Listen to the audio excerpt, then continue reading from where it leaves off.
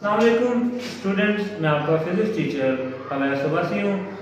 कल हमने पिछले टॉपिक में पढ़ा था बेस यूनिट यानी सिस्टम इंटरनेशनल को पढ़ा, आगे बेस यूनिट ड्राइव यूनिट पढ़ी।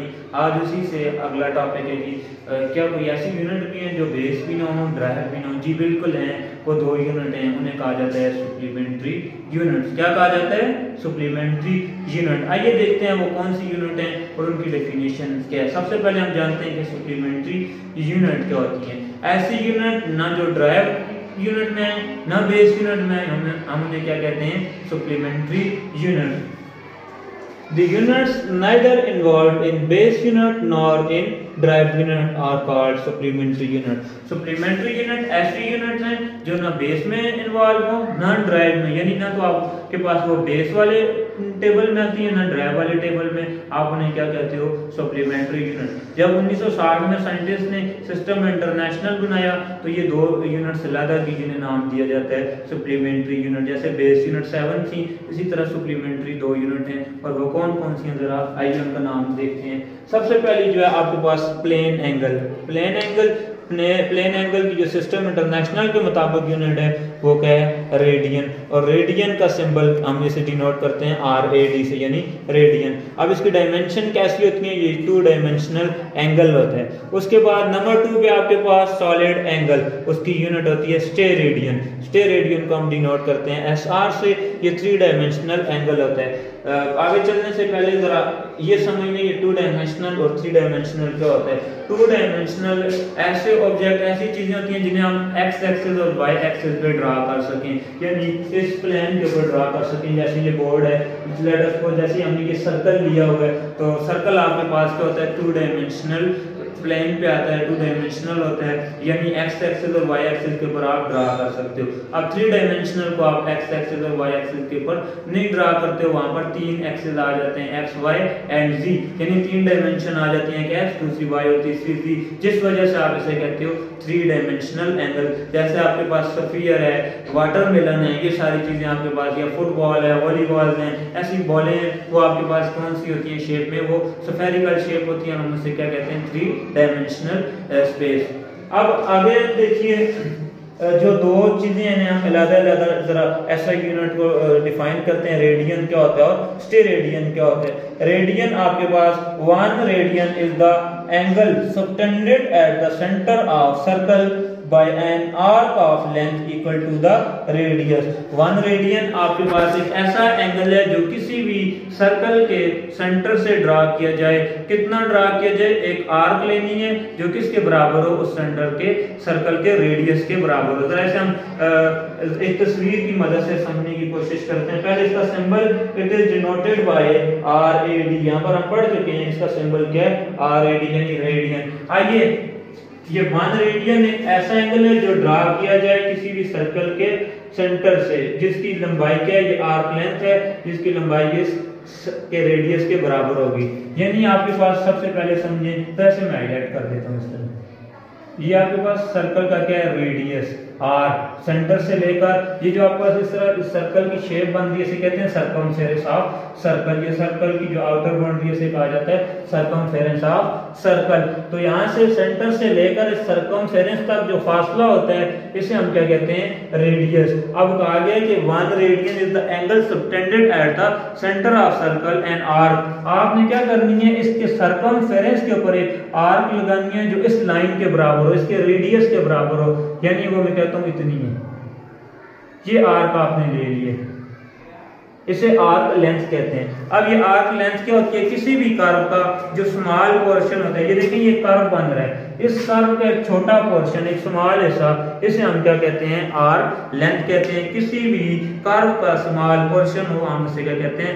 Arc length. आगे जरा फिर डेफिनेशन पे आते हैं कि 1 radian is the angle. 1 radian एक ऐसा जाविया है, एक ऐसा एंगल है जो ड्रा किया जाए किसी भी सर्कल के सेंटर से by an arc of length equal to radius of that circle. कि आपके पास कोई सर्कल है, उसके रेडियस जितनी आपने क्या करनी है? एक आर्क लेंथ लगानी है जो किसके बराबर हो? उसके रेडियस के। तो यहां से अगर मैं इसको यहां पर मिलाऊं, ये चीज बनती है ट्रायंगल, और उस वक्त जो इन दोनों के दरमियान एंगल बनेगा वो एंगल कितना होगा?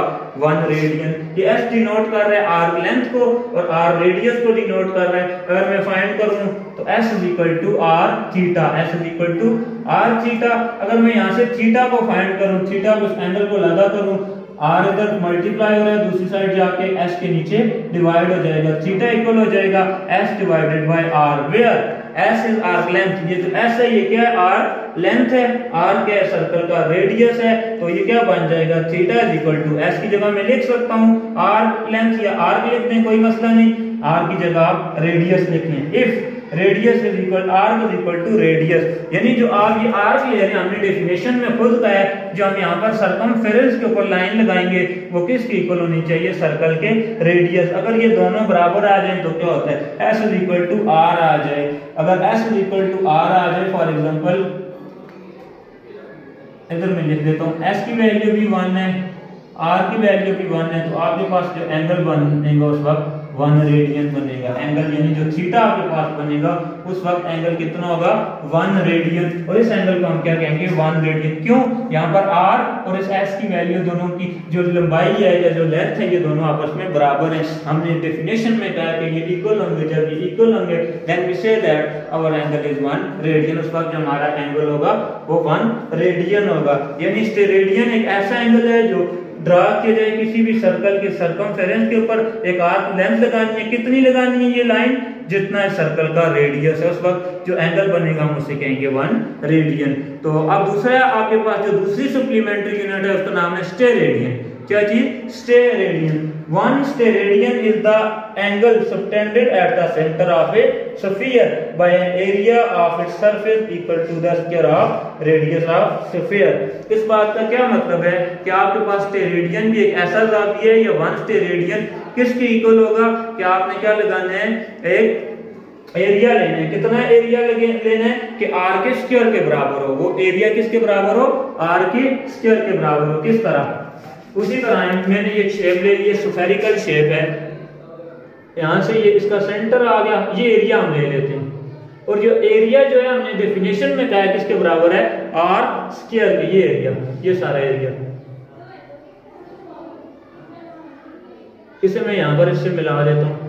जब ये इससे मिला दिया आपके पास जो एंगल बनेगा उस वक्त इन दोनों के दरमियान एंगल कितना होगा, 1 radian, 1 steradian. 1 steradian is the angle. ये 1 स्टेरेडियन एक ऐसा जाविया जो ड्रा किया जाए किसी भी स्फीयर के सेंटर से। रेडियन के लिए सर्कल, और आपके पास जो स्टेरेडियन है उसके लिए क्या जरूरी है, स्फीयर। इस स्फीयर के सेंटर से ड्रा किया जाए और कितना हो ये एरिया, जो ये मैंने एरिया लिया है इसका r के स्क्वायर के बराबर हो, तो उस वक्त जो एंगल बनेगा उसे हम कहेंगे 1 स्टेरेडियन। आइए इस तरह, जैसे मेरे पास एक ये स्फीयर है, एक ये स्फेरिकल शेप बॉल है, इसमें से मैं इसका अगर कोई ये छोटा सा पार्ट ले लूं, इस तरह ये वाला जिसे मैंने मार्कर से हाईलाइट किया है, अगर ये मैं यहाँ से निकालूं तो ये वाली इस तरह कोन बनेगी, ये ट्रायंगल बनेगी, ये कोन बनेगी। उस वक्त जो इसका एंगल, जो इसके अंदर एंगल बन रहा होगा, ये स्फीयर है 3 डायमेंशनल, इसके अंदर जो एंगल बन रहा होगा उसे हम कहेंगे 1 स्टेरेडियन। मैंने स्फीयर का कुछ पार्ट लिया है और इसके मैंने फॉर एग्जांपल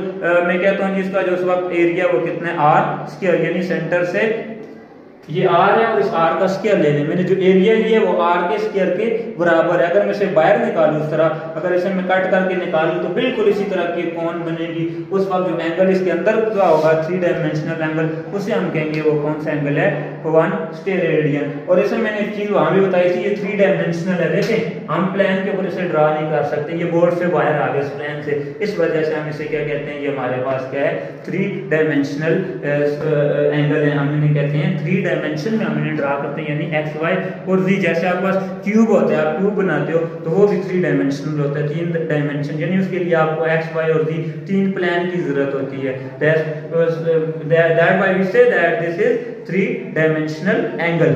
उसके बाद समझते हैं इसका अदर नेम, इसका दूसरा नाम है स्क्वायर्ड रेडियन। हम इसे स्क्वायर्ड रेडियन भी कह सकते हैं, because of the surface area of close sphere. याद रखिएगा जो क्लोज स्फीयर है कोई भी होगा उसका सरफेस एरिया आपके पास बनेगा 4 पाई r स्क्वायर। सरफेस एरिया क्या बनेगा, 4 पाई r स्क्वायर। अगर मैं इसे निकालूं तो किस तरह 1 रेडियन आएगा, तो देखिए ये स्टेरेडियन को डिनोट करता है। ये जो सिंबल है ये किसे डिनोट करता है, स्टेरेडियन को। स्टेरेडियन किसके इक्वल हो जाएगा, area divided by r square. उससे पहले जरा मैं वन स्टेरेडियन को एक्सप्लेन कर लूँ डेफिनेशन से ही, फिर इसकी तरफ मैं वापस आता हूँ। फिर आगे the sphere has radius R, इस स्फीयर का रेडियस क्या है, आर है, इसका रेडियस क्या है, आर है, और जो इसका मैंने एरिया लिया है वो कितना है, आर स्क्वायर, यानी स्टेरेडियन आपके पास किसके इक्वल हो जाएगा, area divided by are square. अब देखें एरिया हमने आर के इक्वल ले लिया, एरिया की जगह मैं आर स्क्वायर पुट करूं, आर स्क्वायर से कैंसिल हो जाएगा, उस वक्त आपके पास जो एंगल बनेगा उसे हम क्या कहेंगे, वन स्टेरेडियन, यानी ये एक ऐसा एंगल है स्फीयर से ड्रा किया जाए, उसके सेंटर से ड्रा किया जाए, उसका जो एरिया ले रहे हैं, जो स्फीयर का रेडियस आर है उसके स्क्वायर के बराबर लेंगे, तो आपके पास जो एंगल बनेगा वन स्टेरेडियन बनेगा। आइए यहाँ पर स्टेरेडियन इज इक्वल टू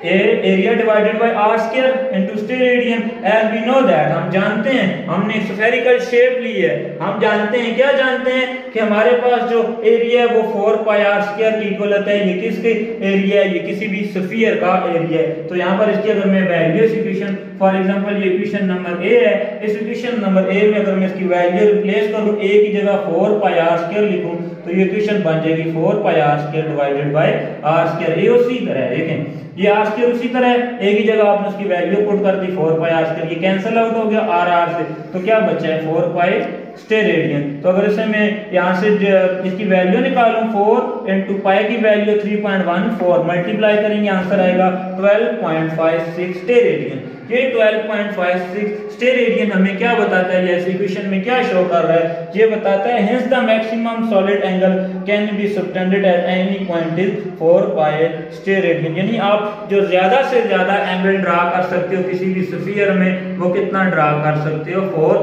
पाई, ये लेंथ में कहें तो 12.56 स्टेरेडियन आप किसी भी एंगल को ड्रा कर सकते हो। तो ये आपके पास आई थी सप्लीमेंट्री यूनिट। सप्लीमेंट्री यूनिट ऐसी यूनिट है ना जो बेस में हो, बेस यूनिट में इन्वॉल्व हो, ना ड्राइव यूनिट में इन्वॉल्व हो, हम उन्हें क्या कहते हैं, सप्लीमेंट्री यूनिट। उसके बाद आपने पढ़ा कि सप्लीमेंट्री यूनिट कौन सी, हमने कहा दो है, एक रेडियन और एक स्टेरेडियन। रेडियन को हमने पढ़ा कि रेडियन एक ऐसा एंगल होता है किसी भी सर्कल के सेंटर से ड्रा किया जाए, कितना ड्रा किया जाए, सर्कल के ऊपर एक लेंथ लगाएं, एक आर्क लगाएं, छोटा सा सर्कल का पोर्शन लें, और वो पोर्शन कितना होना चाहिए, जितना उस सर्कल का रेडियस है, यानी सेंटर से लेकर सर्कमफेरेंस तक जितना फासला है उतना ही सर्कल के सर्कमफेरेंस के ऊपर आप एक लाइन ड्रा करें, आप उस वक्त कहेंगे वो जो एंगल बन रहे हैं वो 1 रेडियन है। इसी तरह स्टेरेडियन आपने कहा ये ऐसा एंगल है जो, याद रखना है दोनों में डिफरेंस हुआ है, वो सर्कल से यानी वो 2 डायमेंशन, और ये स्फीयर से ड्रा किया जाएगा 3 डायमेंशनल एंगल का आ जाएगा। तो आप एक ऐसा एंगल है जो ड्रा किया जाए किसी भी स्फीयर के सेंटर से, स्टेरेडियन एक ऐसा एंगल है, एक ऐसा जाविया है जो कहां से ड्रा किया जाए, किसी भी स्फीयर के सेंटर से, और उसका जो उस वक्त एरिया आप लेंगे वो एरिया आर स्क्वायर होना चाहिए। किसका, आर स्क्वायर, जो आपका रेडियस है उसके डबल हो जाएगा, स्फीयर के रेडियस के डबल। ये होते हैं आपके पास स्टेरेडियन और ये रेडियन। अगर आपका फिर भी कोई क्वेश्चन है, समझ नहीं आता है, कमेंट सेक्शन में पूछ सकते हैं।